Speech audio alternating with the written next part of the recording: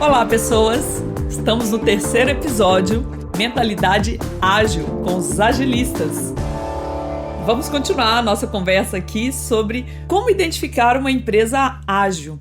O Schuster, no primeiro episódio, ele colocou 3 elementos, que até é um dos livros que a gente lê, que é referência para nós. Como é o nome desse mesmo? Age of Agile, né? Isso. Ele fala 3 leis. Então, primeira lei, trabalhar com times pequenos, multidisciplinares, com autonomia. Nós falamos isso no episódio passado. Agora nós vamos falar da segunda lei, que é realmente colocar o cliente no centro do negócio. Vamos entender um pouco mais sobre isso. E a terceira lei é a questão da rede. Como colocar esses times, essas pessoas interagindo. Bom, Schuster, tudo bem? Tudo jóia. Esse tema eu aprecio ainda mais, né? Porque, não sei se você sabe, eu trabalho com Design Thinking. O meu papel aqui na DTI, eu sou Head de Customer Experience. A gente tem feito vários cursos aí para o mercado, para os nossos clientes e parceiros. Então, vai ser mais um bate-papo. Schuster, como é que você vê essa ascensão do cliente, né? Eu sempre coloco assim, o cliente sempre existiu, desde que existe negócio. Na verdade, se alguém criou um negócio é porque existia um potencial cliente. Mas como que você vê esse interesse, não no atendimento ao cliente, que é outra coisa que a gente já conhece já de muito tempo, mas da empresa inteira estar preocupada com a experiência do consumidor, do cliente? Então, isso é interessante. Eu não vou lembrar da frase certinha, mas tem uma frase do Peter Drucker, talvez em 1920 ou 1930, não sei. E é um tema que eu quero explorar aqui, o que parece ser óbvio, mas que na prática as empresas não seguem. Mas uma frase falando algo como assim: a definição de um negócio é a criação de um consumidor novo, por exemplo. Alguma coisa assim, né? Ou Legal. seja, o que é um negócio? O negócio só existe com esse fim. Eu acho que tem a ver com a pergunta que você disse, né? Se você pega as empresas ao longo do século XX, etc., e até hoje muitas, a definição delas não é em torno do cliente, na verdade. É em torno do produto que elas fazem. É como se fosse assim: durante muito tempo, as empresas se acostumaram muito, quase que elas pensando no que elas querem oferecer e meio que de uma certa forma manipulando ou induzindo os consumidores a comprarem aquilo.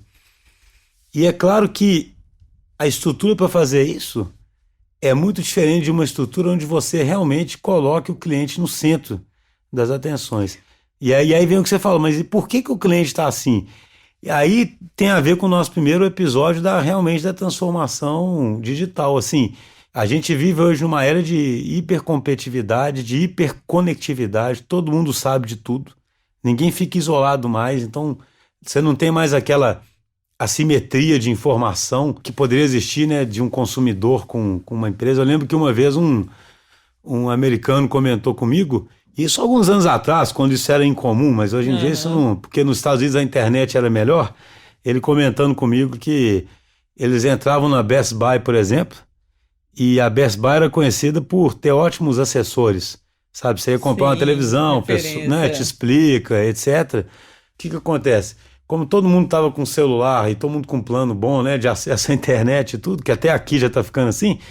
O cara chega na Best Buy, conversa com o cara, pergunta tudo, depois olha o preço da televisão, pesquisa a televisão, a avaliação da televisão, sabe? Então, quando eu quero dizer assimetria, isso não tem, você não fica mais numa posição de desconhecimento, né? A não ser que você queira. As fontes de informação são pervasivas. É a era da abundância mesmo, né? Exatamente. Dos dois lados, né? As empresas têm muito mais canais para se relacionarem com os clientes têm mais canais para falarem com a empresa e da empresa. Então a gente vê uma abundância de fontes, uma abundância de ofertas, e aí o que acontece é que a disputa pelo cliente fica muito mais acirrada, né? E a gente vê também uma outra tendência, a diminuição no tempo, na fidelidade. É difícil até falar nisso, né? O que é um cliente fiel quando ele tem tantas opções? Isso traz muita pressão para a empresa, chatear, né? Não, e, assim, pensando na transformação digital, do lado do... Outro exemplo que eu sempre gosto de dar, você pensa assim, já teve uma época em que alguma empresa grande iria se diferenciar de outras pelo simples fato de que ela tinha, por exemplo, um CRM. Exato. Então, por quê? Comprar um CRM era caro. Ela ia comprar um sistema caro, ela teria que botar servidores, ia gastar uma fortuna com a configuração daquilo. Então, imagina, uma Coca-Cola podia ter um CRM, né? E aí conhecer os vários clientes e os pontos de venda e etc. Isso era um diferencial por si só, que a colocava numa posição superior. Hoje, uma ferramenta igual o Salesforce, que é líder em CRM, eles vendem para uma pessoa, para 10 pessoas, para 1.000 pessoas, né? Para empresa de uma pessoa. Se você abrir uma... Acessível, né? Se você vender roupa a partir da sua casa, porque eu lembro que eu conheci uma pessoa que fazia isso. Ele vendia roupa, ele comprava umas roupas e vendia, aí ele anunciava isso no Facebook, as roupas dele, e ele tinha um CRM, ele assinou um desses Sugar CRM, alguma coisa, e sabia tudo que estava acontecendo. Então imagina de onde vem a competição hoje, né? De qualquer lugar, né? O que você falou. Sabe, a incerteza é essa, né? De qualquer lugar. E o que você estava falando das fronteiras que são todas borradas, né? Qualquer um pode ser uma ameaça, de qualquer lugar. De certa forma. Então, assim, você não tem mais essa... no momento que a tecnologia digital surgiu, ela era usada facilmente como barreira de entrada, né? Ou como uma barreira para proteger o negócio. Uma coisa que muitos caras falam é isso, né? A escola tradicional é uma escola de proteção do negócio. Você tem um negócio, você fica protegendo, né? E hoje em dia você não tem muito como proteger. Você tem que ficar gerando valor o tempo todo. E gerar valor o tempo todo significa que você tem que ser centrado o tempo todo no seu consumidor, né? Entender o que ele faz. Você começou a nossa sessão hoje falando do Peter Drucker, e aí eu me lembrei de duas frases de um outro guru, o guru do marketing, um dos gurus, que é o Seth Godin. Ele fala, gente, não se trata mais de ficar criando cliente para o seu produto. Você tem que criar produto para o seu potencial cliente, né? As empresas, muitas vezes, o comportamento clássico é, olha, a gente produz isso, né? Então, como que eu posso te vender isso? E nesse mindset do ágil, do design thinking, né, que tem a ver com a customer experience, olhar para o mercado, aí tem a ver com sensitive responding, olhar, sentir o que eles querem, e às vezes nem sabem exprimir. O Jobs falava muito disso, né? Às vezes, se você perguntar, tiver com a ideia de algo muito disruptivo, a pessoa não vai ter um desejo por algo que ela nem sabe que pode existir, como o iPad, por exemplo.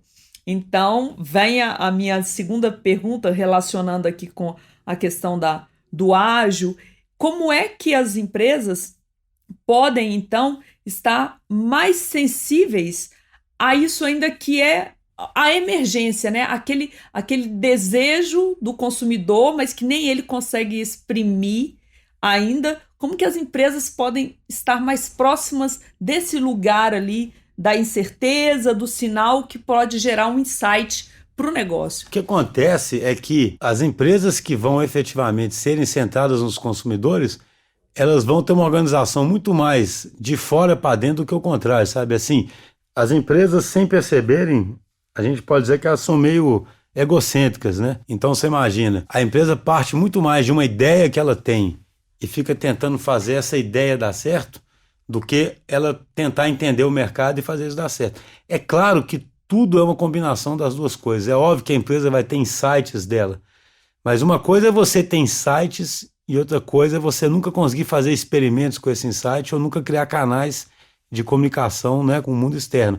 Então, quando a gente fala que uma empresa ágil, ela falar que ela é ágil, ela tem que ouvir, tem que ser centrada no cliente, o que a gente está querendo dizer é que todo esse esforço dela de experimentação, todo esse esforço dela de geração de valor contínuo, de aprendizado, ele tem que ser um esforço voltado para ouvir e gerar valor para o cliente. E vai soar para muitas pessoas como tão óbvio, né? Assim, aquele clichêzão, né? É claro que você tem que ser centrado no consumidor, no seu cliente. Mas a gente, como cliente, quantas empresas a gente sente que são centradas na gente mesmo? O quão difícil é ser centrado mesmo, sabe? Aí eu volto para aquela questão que eu falei da revolução, sabe? Dos paradigmas, porque assim, dos paradigmas científicos, né? E da quebra de paradigma, porque o que acontece? Isso aí é mais profundo do que se pode imaginar. Porque uma coisa que é terrível nas organizações, eu falo assim, é do jeito que o ser humano se estrutura, né? A gente vive numa inércia, tende a manter o que está acontecendo. Então, assim, a empresa já tem uma determinada estrutura. Quando ela é sensibilizada que ela tem que ficar mais atenta ao consumidor ou que ela tem que ser customer-centric, ela cria um setor para ser o setor de atendimento ao cliente, ou ela cria um canal para ouvir o cliente, ou ela faz uma dinâmica para ouvir o cliente num determinado momento, mas não é disso que nós estamos falando. Nós estamos falando de uma reestruturação completa em todos os níveis que façam que aquela empresa agora se comunique constantemente com o seu cliente e aquilo tenha muita repercussão nas decisões da empresa, tanto em nível estratégico quanto em nível operacional. Então a diferença é essa, entende? Não é uma ação isolada, é uma mudança organizacional, estrutural e de mindset de todo mundo. Sim. Uma vez fui chamada para fazer um programa de capacitação, de sensibilização para esse assunto, numa grande montadora, uma multinacional, e a gente tinha ali reunido na sala, né? Os alunos eram pessoas do RH, pessoas de compras, jurídico, era realmente um grupo muito multidisciplinar. E me surgiu no final do treinamento, eu perguntava assim: e aí, vocês como líderes, como é que vocês vão impactar, vão sensibilizar agora as equipes de vocês? E eu tinha, durante o treinamento, selecionado algumas reclamações sobre essa marca, sobre essa empresa no Reclame Aqui. E eu fiz questão de pegar reclamações que não eram só sobre o produto. Porque, claro, uma empresa que tem produto, é muito fácil você associar a experiência do cliente ao produto, que tem um efeito grande, né? Mais um carro. Mas lá tinha reclamação, por exemplo, essa empresa, ela não dá nem um chaveirinho pra gente. Ela não negocia o preço, o pagamento. Eu fui mal atendida na concessionária, que, veja, nem é um canal próprio, né, da montadora. Então, no final eu perguntei: e aí, como é que vocês vão fazer para disseminar, sensibilizar a equipe de vocês? E foi maravilhoso, um cara que era de compras, um gerente, ele falou: olha, toda sexta-feira eu vou entrar no Reclame Aqui com a minha equipe, nós vamos selecionar aleatoriamente 3 reclamações. A pergunta que a gente vai se fazer é: alguma decisão nossa que em compras impactou essa experiência, essa reclamação, contribuiu para essa reclamação? Então é uma consciência de que a pessoa que trabalha no RH, a forma como ela recruta, se ela dá ou não dá feedback para um candidato que não foi aprovado, ou o pessoal de compliance ou jurídico, todo mundo de alguma forma vai interferir na opinião que o cliente tem sobre aquela empresa. Isso que eu acho que é a grande mudança. Então não é a área de atendimento, ela continua existindo, né? Ou a área de customer success.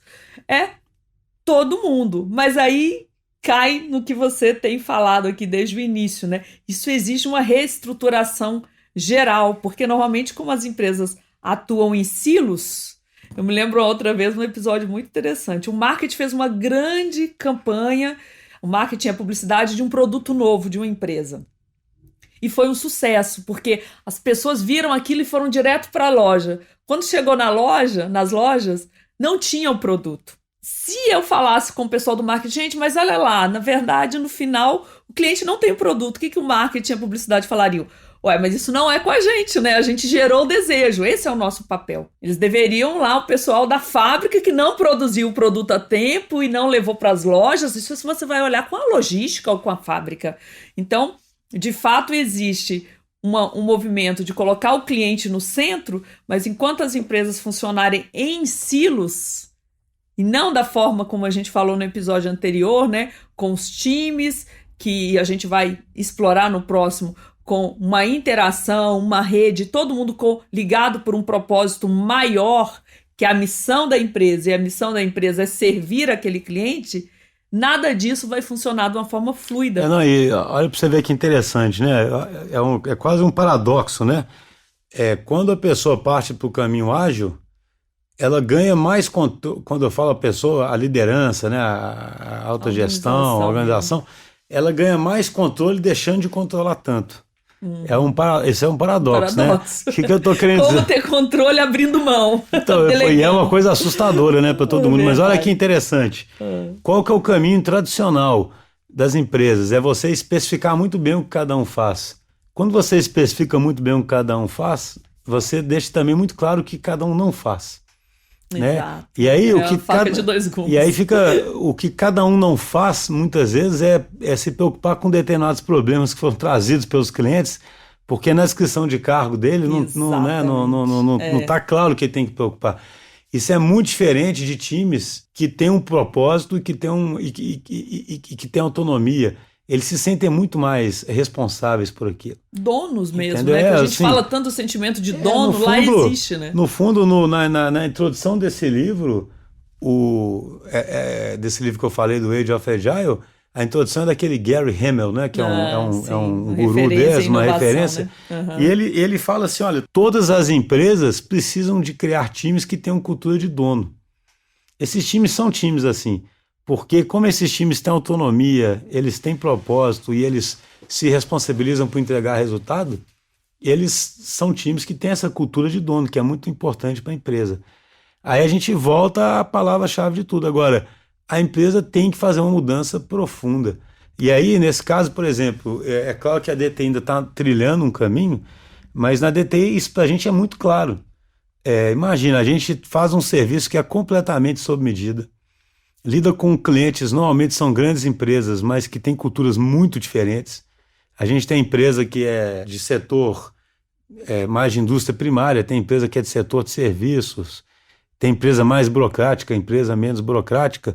Então, e para a gente o atendimento ao cliente é tudo, né? Assim, cuidar do cliente bem é fundamental. A gente já entendeu há um bom tempo, e esse trabalho com você intensificou isso bastante, né? De que o nosso sucesso, nós vamos conseguir o sucesso não só entregando software, tem muito mais dimensão que isso. E uma das dimensões é entender todas essas dores do cliente nosso muito bem, né? Nosso cliente direto, né? Do cliente do nosso cliente, né? A gente do nosso cliente e do cliente do nosso cliente. Nosso cliente direto, né? Isso agora, trouxe uma outra dimensão mesmo para. Não, e aí eu falo assim, o quer dizer que isso é uma coisa concreta, porque, por exemplo, na DTI, a gente, os times, eles são completamente empoderados para, de fato, poderem fazer o que é melhor para cada cliente. Então, isso é completamente centralizado na empresa. Uhum. Porque é claro que um time nosso que está atendendo a empresa X e que está convivendo com as pessoas no dia a dia e que sabe o que está acontecendo, está muito mais apto a tomar uma decisão do que fazer ali do que um customer service centralizado ou do que uma gestão centralizada, que é pior ainda. Exato. Então, é como se fosse assim, essa atitude de se preocupar com o cliente, ela tem que perpassar por toda a organização. Ela não é uma atitude de um setor ou de uma pessoa.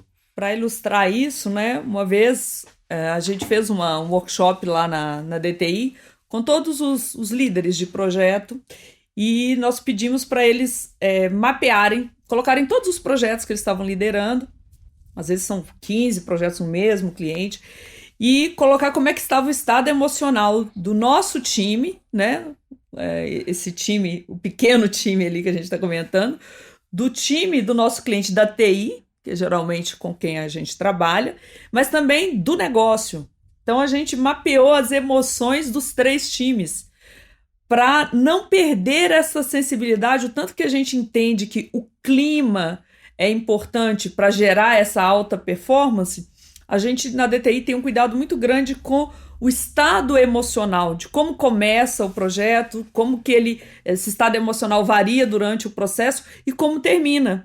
Às vezes a área de negócio está super feliz, o time da TI do cliente está bem e a nossa ficou muito pressionada. Então, como que a gente pode, o que a gente pode fazer como empresa e ali como liderança para equilibrar essa emoção? Aí já ia introduzir mesmo o assunto da experiência do funcionário, ou a experiência, o employee experience, como que ele se relaciona com customer experience. Vamos falar um pouquinho disso?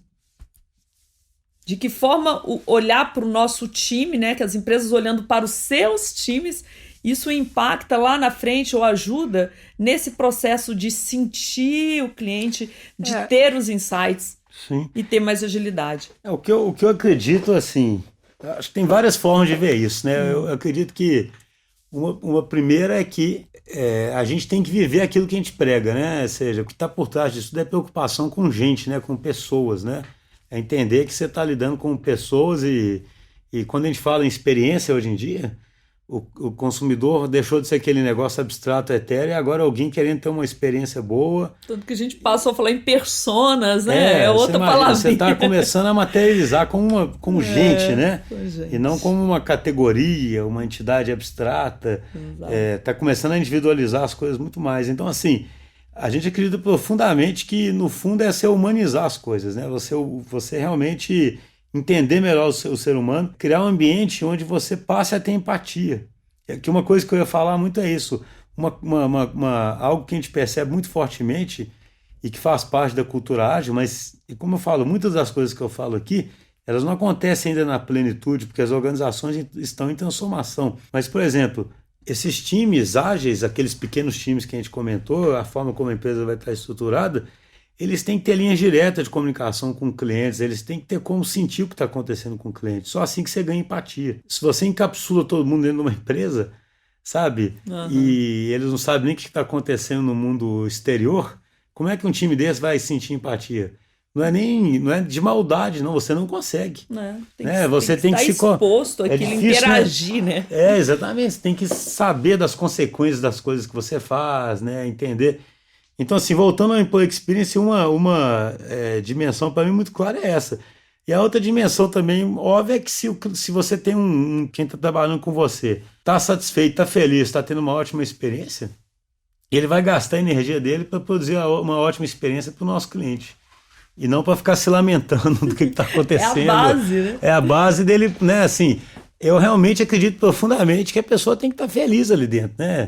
Assim, é claro que trabalho é trabalho, né? E trabalho envolve muita coisa que a pessoa pode não gostar, é muita obrigação, mas você consegue adicionar muitos elementos que vão daquilo que a gente comentou de maestria, de autonomia, de propósito, de ter um ambiente, de ter um convívio social ótimo, de ter lideranças que se preocupam de fato com as pessoas, né? Ter um cuidado com as pessoas, que fazem com que aquilo fique muito mais prazeroso e que as pessoas tentem, então, ali criar um verdadeiro impacto, né? E esse é um assunto muito, muito tocado naquele livro lá do líder transcendente, né? Aquele The Revolution of Meaning, sabe? Maravilhoso. Que é, né? Já é o 4º livro aqui, hein, que a gente está indicando no podcast, gente, mas esse... A Revolução do Significado, né? The Revolution of Meaning. Esse eu acho que só está em inglês, né? Sim. Mas esse livro é incrível. Ele vai explorar esse assunto, principalmente a questão do papel da liderança nessa empresa que é realmente ágil, que tem mentalidade ágil, de uma forma muito didática, mas ao mesmo tempo, assim, ele consegue fazer sínteses muito claras, né? Então, é outro que a gente recomenda e vai deixar nas nossas redes sociais para vocês. Você vê um elemento como ele, né, Denise? No fundo, assim, a gente cada vez vive mais numa era onde o ser humano está subindo lá na pirâmide de Maslow lá, e tentando não lembrar do Maslow, se realizar de outras formas, né? E isso passa tanto pela forma que você enxerga o seu consumidor, quanto pela forma que você enxerga o seu funcionário, né?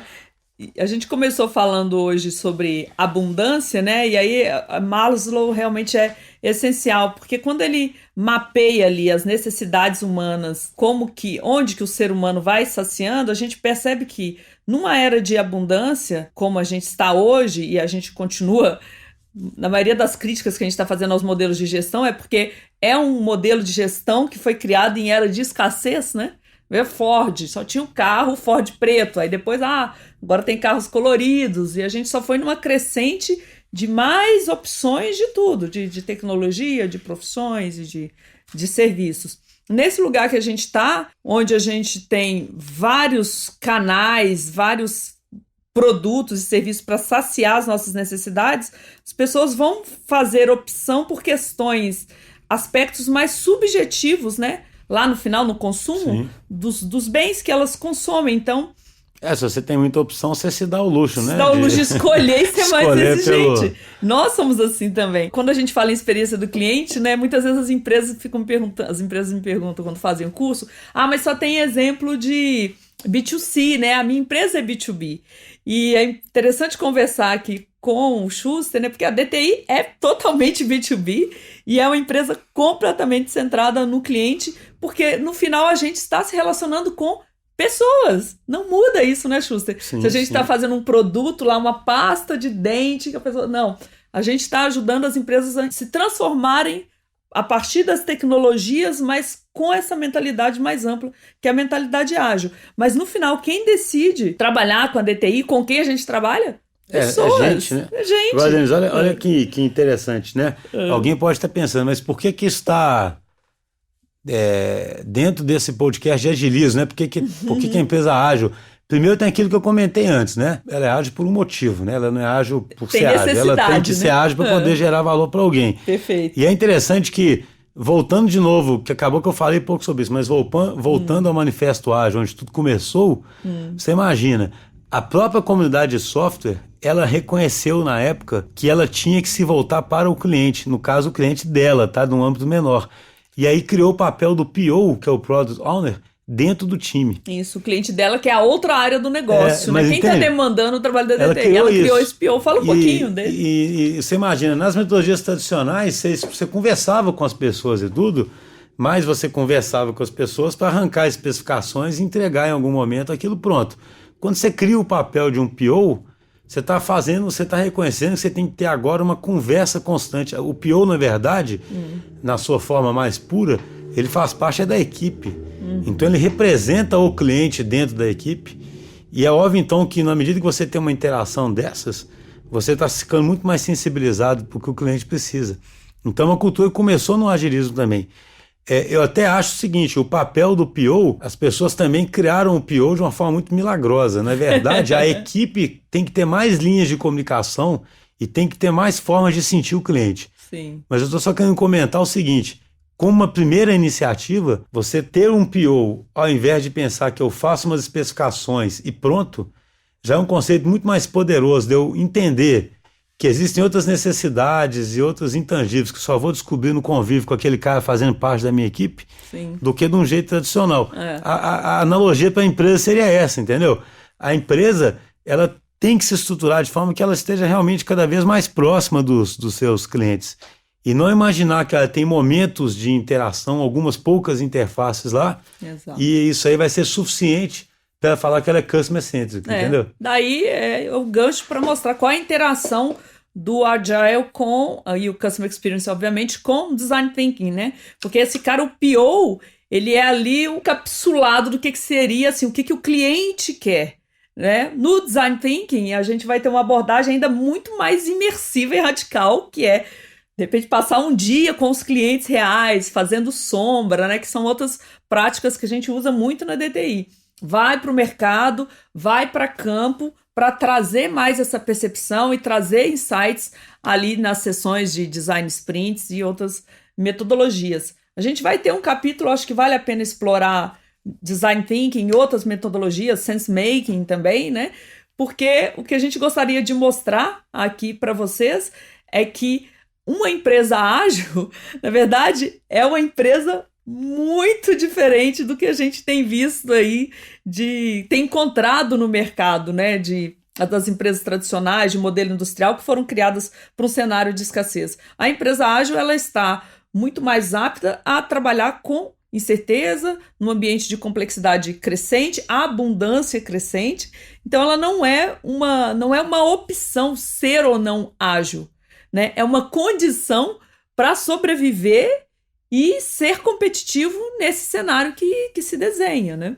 Hoje a gente está chegando ao fim de mais um episódio. Fala para nós o que você achou. A gente está fazendo aqui, na verdade, um experimento com esses 6 primeiros e vamos depois convidar alguns clientes, né, e outras pessoas da DTI para aprofundar em alguns temas. Então fala para nós aí o que você está achando. Schuster, quer fazer uma palavra final sobre esse tema? Eu só acho importante mais umas vezes entender que isso é uma, assim, às vezes pode parecer repetitivo, mas eu acho curioso, porque a gente lê as coisas e não entende a devida profundidade da transformação que é isso. As empresas têm que refletir realmente o quanto que a estrutura delas está voltada para que elas sejam customer-centric, sabe? Elas têm que fazer uma reflexão profunda de entender o quanto que porque a empresa não é uma entidade abstrata, ela é um tanto de gente. Exato. O quanto que cada uma das pessoas lá na empresa estão, de fato, conseguindo sentir, preocupando e respondendo ao cliente dela, sabe? Que é isso que vai fazer a empresa ser customer-centric. Maravilha. Não perca o próximo episódio, nós vamos falar da terceira lei, né? O terceiro elemento que a gente usa para identificar uma empresa ágil, que é o funcionamento, a estruturação em rede. Esse é um grande desafio. Tchau, até mais.